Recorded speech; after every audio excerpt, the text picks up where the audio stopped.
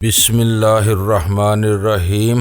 گمنام ہیرو کے معزز ناظرین السلام علیکم۔ آئیے چلتے ہیں کہانی کی طرف۔ میری اس دھمکی کا خاطر خواہ اثر ہوا۔ حوالات کا دروازہ کھول لینے کے باوجود ان میں سے کسی نے اندر آنے کی جرت نہیں کی، لیکن اپنے آدمیوں کی کم ہمتی دیکھ کر افسر کا پارا چڑھ گیا اور اس نے غصے سے اپنا پستول نکال لیا۔ اندر گھس جاؤ اور مارو اسے، وہ گرایا۔ اگر کسی کو ہتھکڑی سے ضرب آئی تو میں فائر کر کے اس کی پنڈلی کی ہڈی توڑ دوں گا۔ اس کی وہ ہدایت سنتے ہی چاروں افراد وحشیوں کی طرح اندر گھسے تھے اور جونکوں کی طرح میرے بدن سے لپٹ گئے۔ مجھے اپنا ہاتھ تک ہلانے کا موقع نہیں مل سکا تھا، بلکہ زنجیر ہاتھ سے چھوٹ جانے کی وجہ سے میرا ہتھکڑی والا ہاتھ بالکل نکارا ہو کر رہ گیا تھا اور مجھے صرف ایک ہاتھ سے اپنا دفاع کرنا پڑ رہا تھا۔ ان چاروں میں سے ایک سپاہی میرے حق میں جلاد بنا ہوا تھا۔ وہ مکوں اور لاتوں کے درمیان اچھل اچھل کر میرے بازوؤں، شانوں اور کھوپڑی پر ڈنڈے سے وار کر رہا تھا۔ آخر کار ایک بار اس کا ڈنڈا میری گرفت میں آ ہی گیا اور میں نے مشینی انداز میں تیزی کے ساتھ ان چاروں کی کھوپڑیاں بجانی شروع کر دی۔ ان میں سے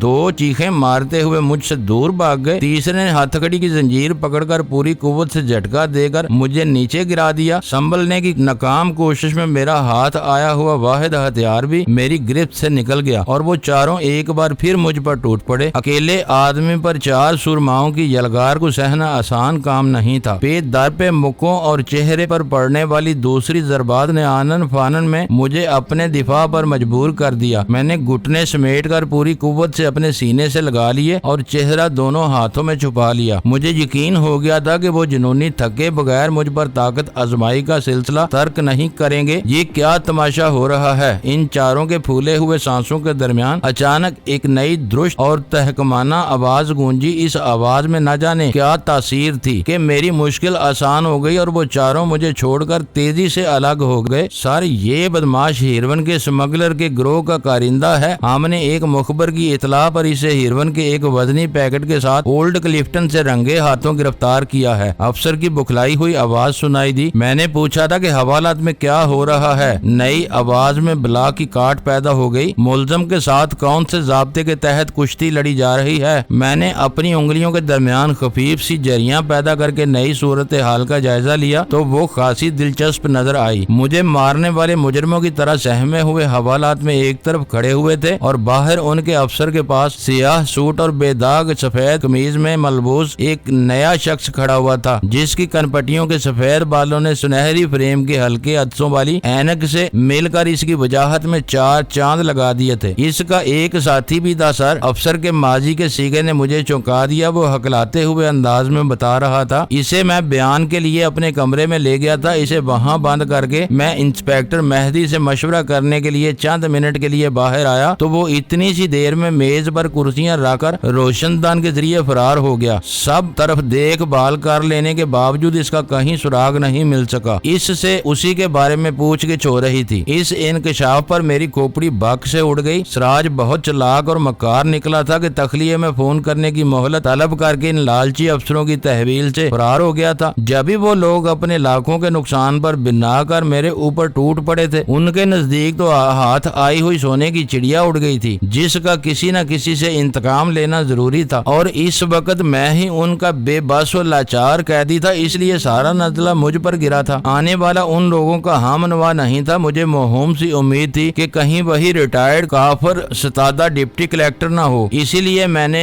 بسورتے اور کراہتے ہوئے فرش چھوڑ دیا تاکہ اپنی گلو خلاصی کے امکانات پیدا کر سکوں۔ ہیروئن دونوں میں سے کس کے قبضے سے برآمد ہوئی تھی؟ اینک والے نوبارد نے بغور میرا جائزہ لیتے ہوئے باہر کھڑے ہوئے افسر سے سوال کیا۔ میں بالکل بے قصور ہوں جناب۔ اس افسر سے پہلے ہی میں رو دینے والے انداز میں بول پڑا۔ یہ سارا چکر ان لوگوں اور دوسرے آدمی کا تھا۔ یہ لوگ اسے بتا رہے تھے کہ یہ 15-20 دن سے اس کے پیچھے لگے ہوئے تھے۔ اس کی گاڑی کا ٹائر پنکچر ہوا تھا۔ میں اس کی مدد کے لیے گیا تھا کہ ان سب نے اچانک ہتھکڑیاں ڈال کر ہم دونوں کو پکڑ لیا۔ وہ ان کی ملی بھگت سے بھاگ گیا اور اب یہ سارا الزام میرے اوپر ڈال دیں گے۔ یہ جھوٹا ہے سر۔ افسر نے اپنا گلا صاف کرتے ہوئے، ہم مفرور کے پیچھے ضرور لگے ہوئے تھے، لیکن یہ اس سے مال وصول کرنے آیا تھا۔ جب ہم نے چھاپا مارا تو ہیروئن کا پیکٹ اسی کے ہاتھوں میں تھا۔ تم میرے ساتھ آؤ، اینک والے نے مجھے گھورتے ہوئے کہا۔ ایک سپاہی نے جیب سے چابی نکال کر میری رہنمائی سے ہتھکڑی کھول دی، جو میرے لیے نیک شگون تھا۔ اصغر تم بھی آؤ، اینک والے نے باہر کھڑے ہوئے افسر سے کہا اور ایک طرف چل دیا۔ اس سفر کا اختتام ایک وسیع اور آراستہ کمرے پر ہوا جس کے دروازے پر زور آزمائی کے آثار موجود تھے، اور اندر کی عقبی دیوار میں چھت کے قریب بنے ہوئے روشن دان کے نیچے میز پر ایک کرسی اور اس پر سٹول رکھا ہوا تھا جس کی مدد سے سراج وہاں سے فرار ہوا تھا۔ وہ کمرہ یقینی طور پر اصغر ہی کا دفتر تھا۔ اب تم سچی بات بتاؤ، اینک والے نے معنی خیز انداز میں دفتر کا جائزہ لینے کے بعد میز کے پیچھے پڑی ہوئی کرسی سنبھالتے ہوئے اصغر سے کہا، اصل بات یہ ہے کہ یہ شخص میرا انفارمر ہے، اس لیے خود بھی غفلے کے کاموں میں ملوث ہوتا رہتا ہے۔ ہو سکتا ہے کہ جو کچھ تم نے دیکھا تھا وہ درست ہو، مگر میں جانتا ہوں کہ اس شخص میں جرم کرنے کا حوصلہ نہیں ہے۔ یہ اتنا ہی دلیر ہوتا تو میرا انفارمر ہونے کی بجائے کوئی بڑا مجرم ہوتا۔ صاحب تمہاری عمر دراز ہو، بچے جیے، کیسی لاکھ روپے کی بات کی ہے تم نے؟ میں نے تیسرے درجے کے بے ضمیر خوشامدیوں کی طرح دانت نکال کر کہا، وہ جو کوئی بھی تھا بہت ذہین اور عالی دماغ تھا۔ اس نے میری گردن بچانے کے لیے اس قدر فطری اور بے ساختہ بہانہ تراشا تھا کہ اصغر چکرا کر رہ گیا تھا اور اس کے چہرے پر ہوائیاں اڑنے لگی تھیں۔ یہ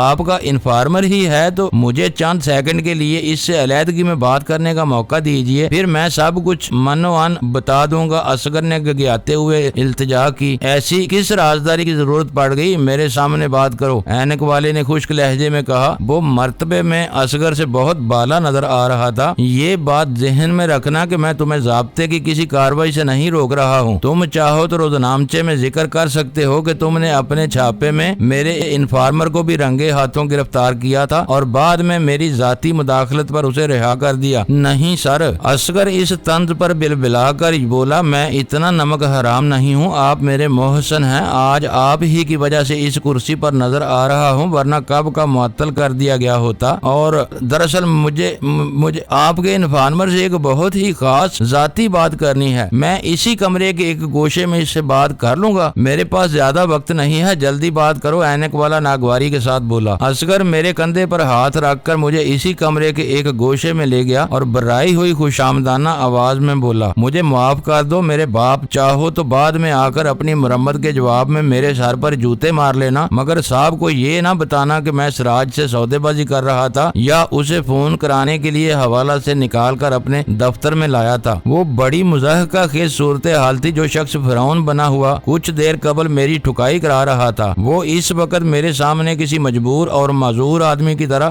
گڑ گڑا رہا تھا۔ ایک شرط ہے، میں نے اسی کی طرح رازدارانہ لہجے میں کہا، اپنے بیان میں توسیع کر لینا، پیکٹ میرے ہاتھوں میں نہیں تھا بلکہ تم نے سراج کی کار سے برآمد کیا تھا۔ منظور؟ وہ ممنونیت سے لبریز سرگوشیانہ لہجے میں بولا اور ہم دونوں میز کی طرف آ گئے۔ میں سچ سننے کا منتظر ہوں، اصغر اینک والے نے سختی سے کہا۔ ہو سکتا ہے کہ آپ کا انفارمر اصل مجرم کے پاس مدد کرنے کے لیے ہی آیا ہو، ہم نے کہانی میں زور پیدا کرنے کے لیے اسے ملوث کر لیا تھا، حالانکہ اس کے پاس کچھ بھی نہیں تھا۔ ہیروین کا پیکٹ اصل مجرم کی کار کی ڈرائیونگ سیٹ کے نیچے سے برآمد کیا گیا تھا۔ شکر ہے خدایا، سچ آخر کار سر چڑھ کر بولتا ہے۔ میں نے دونوں ہاتھ پھیلا کر آبدانہ انداز میں اپنی نگاہیں چھت کی طرف اٹھا دی۔ اپنی پیشانی پر ذلت کا یہ داغ لے کر میں تو جیتے جی مر جاتا۔ خاموش رہو، اینک والے نے مجھے پھٹکار دیا۔ پھر وہ اصغر سے مخاطب ہوا، مجرم شاید اسی کمرے سے فرار ہوا ہے، یہاں مجھے کسی قسم کی تفتیش کے کوئی آثار نظر نہیں آ رہے۔ بس مجھ سے چوک ہو گئی سر، وہ گڑ گڑایا، مگر اینک والے نے بے رحمی سے اس کی بات کاٹ دی۔ چوک نہیں، باری لغزش کہو۔ وہ جھٹکے سے کرسی چھوڑ کر کھڑا ہو گیا۔ یہ نہ بھولو کہ میں برسوں پہلے ان راستوں سے گزر چکا ہوں جن پر تم اب بھٹک رہے ہو۔ یہ خیال رکھنا کہ مجھے مجرم کے فرار کے حالات و واقعات کی ذاتی طور پر تفتیش کی ضرورت پیش نہ آئے، ورنہ تمہارے عملے کو روسیاہی کے سوا کچھ نہ مل سکے گا۔ وہ اصغر کے لیے کھلی ہوئی دھمکی تھی۔ اینک والے خرانٹ افسر نے موقع کا جائزہ لیتے ہی سراج کے فرار کے بارے میں اپنی ایک رائے قائم کر لی تھی جو میری دانست میں حقیقت سے بہت قریب تھی، اور سچی بات تو یہ ہے کہ ایماندار اور تجربے کار افسروں کو حقیقت کی تہہ تک پہنچنے میں کوئی دشواری نہیں ہوتی۔ یہ اور بات ہے کہ بعض مجبوریاں انہیں حقائق سے چشم پوشی پر مجبور کر دیتی ہیں۔ اینک والا مجھے ساتھ لے کر دفتر سے نکلا تو اصغر بھی دست بستہ اس کے پیچھے نکلا تھا، لیکن اس نے اصغر کو وہیں روک کر اپنے عملے کی خبر لینے کی ہدایت جاری کر ڈالی۔ سیڑھیوں سے اترنے کے بعد دیکھا کہ اینک والے کی کار احاطے کے ایک تاریک حصے میں کھڑی ہوئی تھی۔ اس نے اشارے سے مجھے اگلی نشست پر بیٹھنے کی ہدایت کی۔ دروازہ کھول کر اندر بیٹھتے ہوئے مجھے موہوم سا شبہ ہوا کہ کار کار کی عقبی نشست پر دراز قامت برقع پوش خاتون بیٹھی ہوئی تھی جو اندھیرے کا ہی ایک جزو بنی ہوئی تھی۔ اس وقت اینک والا میرا محسن تھا، اس لیے میں نے نہ پلٹ کر پیچھے دیکھا اور نہ ہی اس کے بارے میں کوئی سوال کرنا مناسب سمجھا۔ یہ تو رہا ہو گیا، اب کدھر چلا جائے؟ دفتر سے دور شہید ملت روڈ کی کشادہ شاہراہوں پر نکل آنے کے بعد اینک والے نے سوال کیا، چوکنڈی کے قبرستان کی طرف چلو۔ عقبی نشست سے ابھرنے والی برائی ہوئی مردانہ آواز سن کر میری رگوں میں لہو جم گیا، رونگٹے کھڑے ہو گئے اور بدن کے سارے مساموں سے یک بیک پسینے کی داریں بہہ نکلی، کیونکہ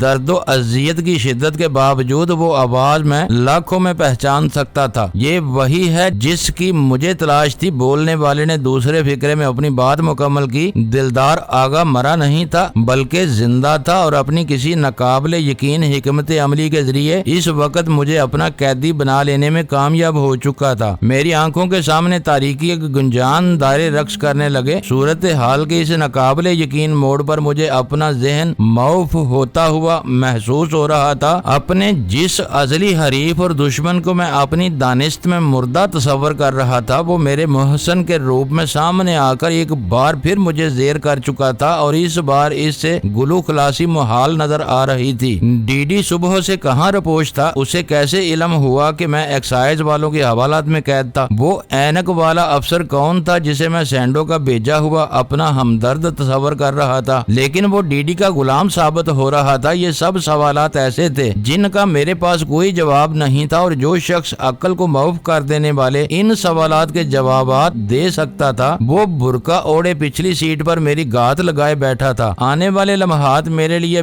یقیناً بھیانک اور روح فرسا ثابت ہونے والے تھے۔ کار کا سفر تیزی کے ساتھ جاری تھا اور وہ شہید ملت روڈ عبور کر کے شاہراہ فیصل پر آ گئی تھی۔ ڈی ڈی کی آواز سننے کے بعد سے میرے ذہن میں آندیاں چل رہی تھی۔ لیاقتہ آباد میں ہجوم کے ہاتھوں بری طرح پٹنے اور زخمی ہونے کے محض چند گھنٹوں بعد اسے ایکسائز افسر کی کار میں یوں محو سفر دیکھ کر میں دل ہی دل میں یہ اعتراف کرنے پر مجبور ہو گیا تھا کہ ڈی ڈی شیطانی قوت ارادی کا مالک تھا۔ اس کی جگہ کوئی اور ہوتا تو مشتعل ہجوم میں پس کر ختم ہو گیا ہوتا، لیکن اس سے زیادہ عجیب اس کا وہ ہمدرد تھا جو بظاہر میرا ہمنوا بن کر ایکسائز آفس میں آیا تھا۔ وہ دونوں سوچ سمجھ کر ایک مشن پر آئے تھے، اس لیے ان کا ہر اعتبار سے مسلح ہونا یقینی تھا، جبکہ میں بدقسمتی سے بالکل نہتا تھا۔ ان حالات میں مجھے کوئی معجزہ ہی ان دونوں کے تشدد سے محفوظ رکھ سکتا تھا، کیونکہ جس قدر میں ڈی ڈی کے لہو کا پیاسا تھا اس سے کہیں زیادہ وہ میری جان کا دشمن تھا۔ معاً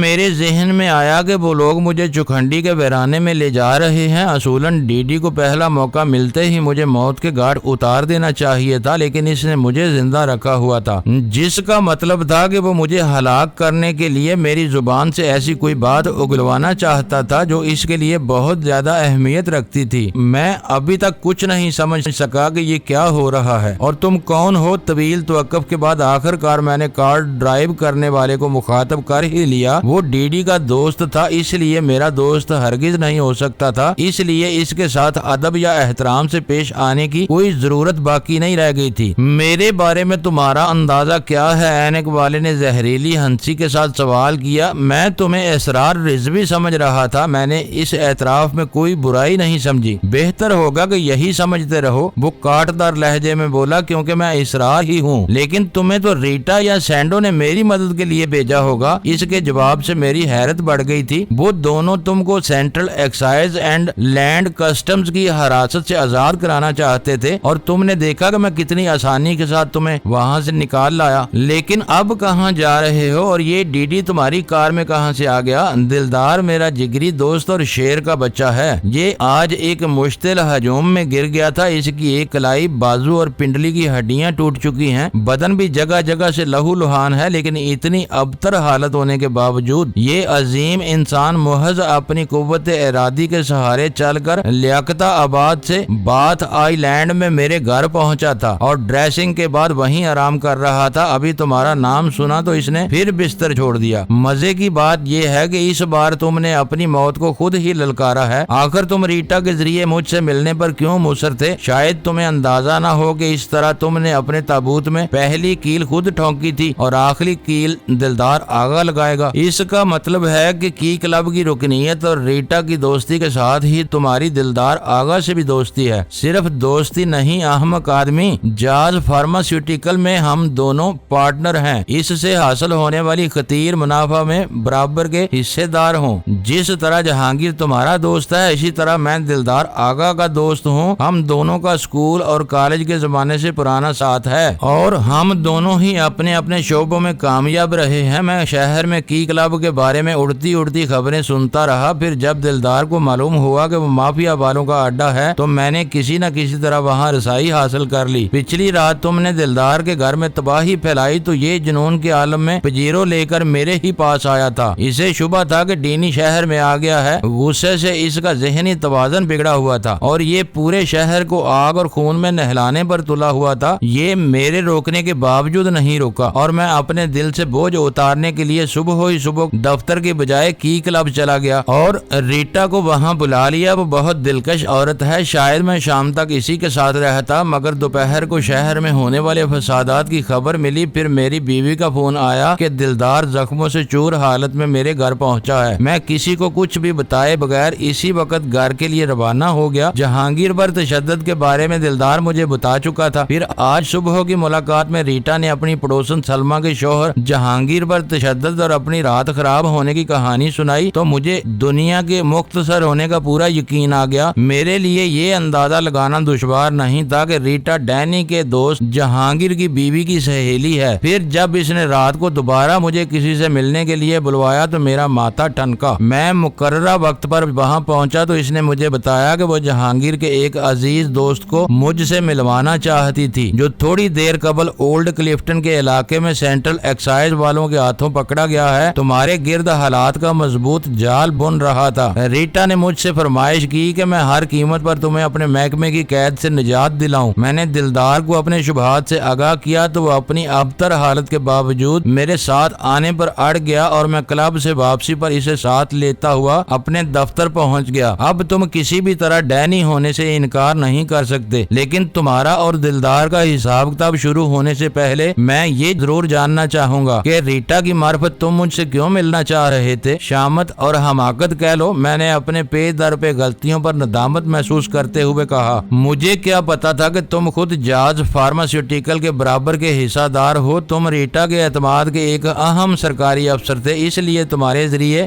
جاز فارماسیوٹیکل پر ریٹ کرانے کا ارادہ تھا تاکہ ہارمونیم کیپسولز میں ہیروئن کی اسمگلنگ کا راز فاش کیا جا سکے، لیکن وہ میری خام خیالی تھی۔ یہ پاکستان ہے مسٹر ڈینی، وہ تلخ لہجے میں بولا۔ میں عمر بھر کی نوکری کے بعد ریٹائر ہوں گا تو مجھے اتنے پیسے بھی نہیں ملیں گے کہ پرچون کی بڑی دکان کھول کر اپنے گھر کا خرچ چلا سکوں، اس لیے ہر ایک آگے کی فکر رکھتا ہے۔ یہاں گپلے کے کسی بھی کام میں رکھنا اندازی سے پہلے تمہیں 10 بار سوچنا ہوگا۔ کم و بیش ہر غلط کام کے تحفظ کے لیے اس صنعت یا تجارت سے ایسے با اختیار لوگوں کے باقاعدہ مفادات وابستہ کر دیے جاتے ہیں کہ ان کے خلاف کوئی مہم کامیاب نہیں ہو سکتی۔ یہ اپنے دور کا بہت موذی شخص ہے۔ پچھلی سیٹ سے ڈی ڈی کی برائی ہوئی اور درد آلود آواز ابھری۔ اس نے مجھے بہت پریشان کیا ہے۔ اس سے زیادہ کھل کر گفتگو نہ کرو ورنہ یہ تمہاری گفتگو سے اپنے لیے کوئی نہ کوئی راہ نکال لے گا۔ آج یہ بڑی مدت کے بعد مگر بہت آسانی سے میرے ہاتھ آیا ہے۔ مجھے تمہاری سخت جانی پر حیرت ہے دلدار آغا، میں نے پیچھے گھوم کر کہا، لیکن وہ سخت لہجے میں گرانے لگا۔ سیدھے بیٹھو، میں غیر مسلح نہیں ہوں۔ کوئی بھی غلط حرکت کرنے کی کوشش کی تو گاڑی خراب ہونے کی پرواہ کیے بغیر تم پر فائر کر دوں گا۔ گولی ہی مارنی ہوتی تو مجھے لاد کر چکھنڈی کے کھنڈرات میں لے جانے کی بجائے تم نے اسرار رضوی کے ذریعے مجھے ایکسائز والوں کی حوالات میں ہی مروا دیا ہوتا، میں نے بے خوفی کے ساتھ کہا۔ سیدھا ہونے سے پہلے روشنیوں کے انعکاس میں یہ دیکھ چکا تھا کہ وہ پچھلی نشست پر واقعی سیاہ برقع اوڑے اور نقاب گرائے بیٹھا ہوا تھا۔ تم مجھے زخمی ضرور کر سکتے ہو، لیکن مجھے پورا یقین ہے کہ اپنا مقصد حاصل کیے بغیر تم مجھے ہلاک نہیں کر سکو گے۔ میں نے سیدھا ہوتے ہوئے اپنی بات مکمل کی تھی۔ تم میرے لیے چوہے سے زیادہ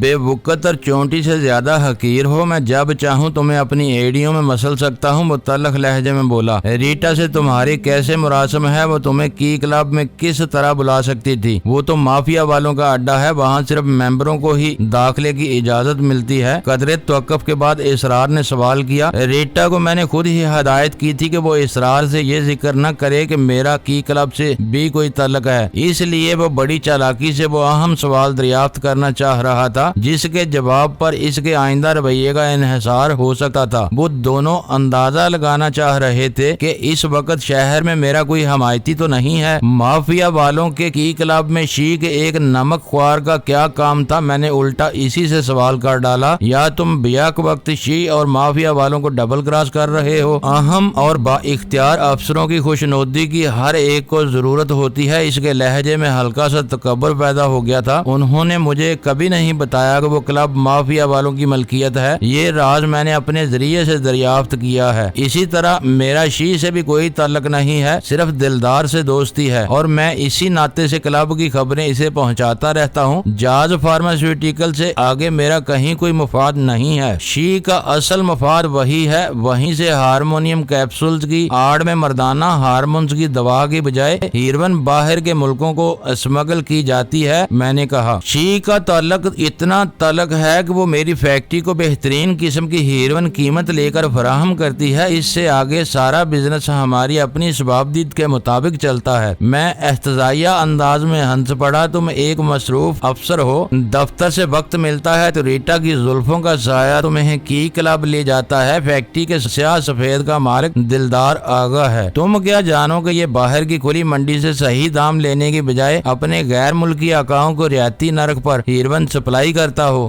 بند کرو یہ بکواس، پیچھے سے دلدار آگا گرایا۔ تم اپنی کینا پروری سے باز نہ آئے تو میں تمہارا سر توڑ دوں گا۔ ٹھہرو، اسرار رضوی نے سپاٹ لہجے میں کہا۔ میں بچہ نہیں ہوں جو اس کی باتوں سے بہک جاؤں گا۔ سننے تو دو کہ یہ کہتا کیا ہے۔ اس کے لہجے سے ظاہر ہو رہا تھا کہ میری کوئی بات اس کے دل کو لگ گئی تھی۔ غیر ملکیوں کے بارے میں کیا کہہ رہے تھے تم؟ مجھے خاموش پا کر اسرار نے ٹوکا۔ جاز فارماسیوٹیکل جو شی کے معاملات میں نے کہنا شروع کیا، پاکستان میں دلدار آگا خود مختار ہے، لیکن اپنی کارکردگی کے لیے یہ اپنے گاڈ فادر کو جواب دہ ہے اور وہی اس کی خود مختاری کی حدود کا تعین کرتا ہے۔ وہ ایک عالمی ریکٹ ہے جس میں دلدار آگا کی حیثیت شاید مٹکے میں ایک قطرے سے زیادہ نہ ہو۔ یہ ملون جھوٹا ہے اسرار۔ ڈی ڈی کی آواز سن کر مجھے اندازہ ہوا میں نے اس کی دکھتی ہوئی رگ پر صحیح ہاتھ ڈالا تھا۔ میں جو کچھ کرتا ہوں اپنی مرضی سے کرتا ہوں اور اس کے لیے کسی کو جواب دہ نہیں ہوں۔ یہ ہم دونوں کے درمیان تفرقہ ڈالنا چاہتا ہے۔ مجھے تم دونوں کے باہمی معاملات کا علم نہیں، اس لیے میں تمہارے تعلقات خراب کرنے کی کوئی سازش تیار نہیں کر سکتا۔ میں جو کچھ کہہ رہا ہوں اس کی تصدیق ویرا لائٹ سے کی جا سکتی ہے۔ میں نے اندھیرے میں تیر چلایا۔ وہ آ گئی یہاں؟ ڈی ڈی نے بے ساختہ سوال کیا۔ جب تم خود مختار ہو تو وہ کون ہے تمہاری؟ میں نے پیچھے مڑے بغیر کہا۔ میں یہ بتا دوں کہ اب شی تمہارے ساتھ ہے تو مافیا میری پشت پناہ ہے۔ تم لوگ مجھے اٹھا لے آئے ہو لیکن مافیا والے اسرار کی زندگی عذاب بنا دیں گے۔ وہ اپنے دشمنوں کو قبر سے نکال کر بھی سزا دینے کے عادی ہیں۔ تم نمک حرام! ڈی ڈی گرایا اور حلق پر زور دینے سے اس پر کھانسی کا شدید دورہ پڑ گیا۔ اپنے ٹوٹے ہوئے ہاتھ پیروں اور چھلنی پھیپھڑوں کے ساتھ تم زیادہ دن تک مافیا کا مقابلہ نہیں کر سکو گے۔ میں نے موقع پاتے ہی دل سلگانے والا ٹکڑا لگا دیا کیونکہ میں ان دونوں کے درمیان کسی نہ کسی قسم کی بد اعتمادی کی بدبو محسوس کر چکا تھا جو میرے لیے سود مند ثابت ہو سکتی تھی۔ تم نے صرف شی سے غداری ہی نہیں کی بلکہ تم ہمارے دشمنوں سے جا ملے ہو۔ کھانسی کا دورہ ختم ہونے پر ڈی ڈی نے اپنا ادھورا فکرہ پورا کیا۔ ویرا کا موضوع شاید اس نے دانستہ بدل دیا تھا، اس لیے کہ تم میرے لہو کے پیاسے ہو اور تمہارے دشمن میرے محافظ بنے ہوئے ہیں۔ تم نے مجھے ذرا بھی نقصان پہنچایا تو کان کھول کر سن لو کہ اگلی صبح کا سورج طلوع ہونے سے پہلے تمہارے بدن کی رہی سہی ہڈیاں بھی چورا کر دی جائیں گی اور تم زمین پر رینگنے کے قابل بھی نہیں رہو گے۔ غزالہ کہاں ہے؟ آخر اس نے سرد لہجے میں سوال کیا۔ اسرار خاموش ہو چکا تھا۔ میں بہت دیر سے اس سوال کی توقع کر رہا تھا، اس لیے میرے پاس جواب تیار تھا۔ وہ جہاں بھی ہے تمہاری دسترس سے دور اور بہت محفوظ ہے۔ اس نے خود کو بیوہ سمجھ کر عزت بھی گزارنی شروع کر دی ہے۔ اگر تم زندہ رہ گئے تو وہ تم پر تنسیخ نکاح کا دعویٰ دائر کر دے گی۔ اب تم اسے بھول جاؤ، میں تمہیں جہنم واصل کر دوں گا۔ وہ بھیانک لہجے میں گرایا۔ وہ میری ملکیت ہے۔ ساری خرابی یہی ہے کہ وہ کسی کی ملکیت نہیں بلکہ بیوی بن کر رہنا چاہتی تھی اور تم نے اسے اپنی جاگیر سمجھ لیا تھا۔ اسی لمحے مجھے ایک اور زہریلا وار سوجھ گیا اور میں نے پینترا بدلتے ہوئے تلخ لہجے میں کہا، تم نے غزالہ کو بتایا تھا کہ تم اپنے کسی دوست کی بیوی پر محنت کر رہے ہو جو بیچاری 15 برس سے اولاد کی آرزو میں تڑپ رہی ہے۔ وہ کبھی نہ کبھی تمہارے بچے کی ماں بن ہی جائے جائے گی، غزالہ کے فراق میں تمہاری راتیں تنہا تو نہیں گزریں گی۔ اس بے اولاد کو تم نے اچھی طرح اپنے چنگل میں جکڑا ہوا ہے۔ شاہ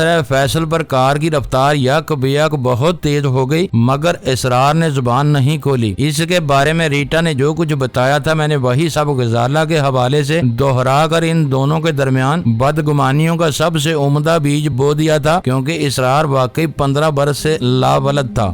ڈینی زبان کو لگام دو، اپنی اس آواز قہر و غضب سے کانپ رہی تھی۔ میں نے کبھی غزالہ سے یہ بات نہیں کہا تھی، یہ سب تمہارا اپنا حرامی پن ہے۔ اگر یہ جھوٹ ہے تو تم اس پر چراغ پا کیوں ہو رہے ہو؟ میں نے اس کی بات کاٹ کر کہا، مجھے کیا معلوم کہ تم کس سے ملتے ہو، کون بال بچے دار ہے اور کون بیچارہ 15 برس سے اولاد کی نعمت سے محروم۔ میں نے تو جو سنا تھا وہ بتا دیا، تم کہتے ہو تو یہ جھوٹ ہی ہوگا۔ میری خطا معاف کرو اور اس موضوع کو یہیں ختم کرو۔ سڑک کے روشن اور تاریک حصوں کی گھٹتی بڑھتی روشنی میں وردیدہ نظروں سے اسرار کے چہرے کا جائزہ لے رہا تھا۔ اس نے اپنے جبڑے اتنی طاقت سے بنچے ہوئے تھے کہ جلد پر وریدیں ابھر آئی تھیں، نگاہیں سڑک پر مرکوز تھیں، ہاتھ بہت سختی سے اسٹیئرنگ پر جمے ہوئے تھے اور کان یقیناً ہماری گفتگو پر تھے۔ میں پوچھتا ہوں کہ غزالہ کہاں ہے؟ قدرے سکوت کے بعد ڈی ڈی نے پھر سوال کیا۔ تم نے اس کا پتہ نہیں بتایا تو چوکھنڈی کے آسیبی ویرانے میں تمہارے بدن سے ایک ایک ریشہ الگ کر دیا جائے گا۔ اس خیال میں نہ رہنا کہ اپنی جسمانی حالت کی وجہ سے میں کچھ نہیں کر سکوں گا۔ اسرار تمہارے ہاتھ پر توڑ کر رکھ دے گا۔ نہیں دلدار، اسرار کی سرد سخت اور جذبات سے آری آواز نے مجھے چونکا دیا۔ میرا خیال ہے کہ اس مہم پر میرے ساتھ آ کر تم نے سنگین غلطی کی ہے۔ میں تمہارا ساتھ نہیں دوں گا، اس سے اپنا معاملہ تمہیں خود ہی طے کرنا ہوگا۔ چوکھنڈی میں میں تمہیں صرف آدھا گھنٹہ دے سکوں گا، اس کے بعد مجھے واپس لوٹنا ہوگا۔ تم اس کی باتوں میں آگے۔ دلدار آغا کی بکھلائی ہوئی خوش آمدانہ آواز اس وقت میں نے پہلی بار سنی تھی۔ میں خدا پاک کی قسم کھاتا ہوں کہ میں نے غزالہ سے کبھی یہ نہیں کہا تھا۔ یہ حرام کا نطفہ جھوٹ بول رہا ہے اور ہم دونوں کو ایک دوسرے سے لڑوانا چاہتا ہے۔ اس نے تمہارے بارے میں کہیں سے معلومات حاصل کر لی ہوں گی۔ میں دودھ پیتا بچہ نہیں ہوں دلدار، اس کا لہجہ تلخ ہو گیا۔ اسے میرے اور تمہارے مراسم کا شبہ بھی ہوتا تو یہ مجھ سے ملنے کی خواہش کا اظہار نہیں کرتا۔ پھر یہ مجھ سے ملنے سے پہلے پکڑا گیا۔ جب میں اسے ایکسائز والوں سے چھڑانے پہنچا تو یہ مجھے ریٹا کا بھیجا ہوا اپنا ہمدرد سمجھ رہا تھا۔ اسے تو کسی تحقیق یا سازش کا موقع ہی نہیں ملا۔ اسے تو شاید یہ بھی پتہ نہیں ہوگا کہ تم کس کی کوکھ میں پرتبہ آزمائی کر رہے ہو۔ اس کا لہجہ زہریلا ہو گیا۔ یہ میری بدنصیبی ہے کہ تم زخمی اور معذور ہو کر اس لیے میں تمہیں لیے پھرنے پر مجبور ہوں، ورنہ میں تمہیں کار سے دھکیل کر واپس لوٹتا اور اس کو خنجر سے سوراخ کر کے خالی کر دیتا جہاں پا پالنے کی کوشش کی جا رہی ہے۔ دلدار آغا اپنے مہلک زخموں کی وجہ سے مجبور تھا، ورنہ اس وقت یقیناً مجھ پر ٹوٹ پڑا ہوتا۔ اس پر ایک بار پھر جنون کی کیفیت طاری ہو گئی اور وہ مجھے بے تحاشا غلیظ گالیاں دیے جا رہا تھا۔ اور کیا وہ قصہ تمہاری ہی بیوی کا ہے؟ میں نے سہمے ہوئے انداز میں اسرار سے سوال کیا۔ ہاں، وہ اسٹیئرنگ پر گھونسا مار کر پوری قوت سے چیخ پڑا۔ میں اس کی کیفیت کو خوب سمجھ رہا تھا۔ وہ اندر ہی اندر ٹوٹ رہا تھا اور اس کے وجود میں قہر و غضب کا جوالا مکھی انگڑائیاں لے رہا تھا۔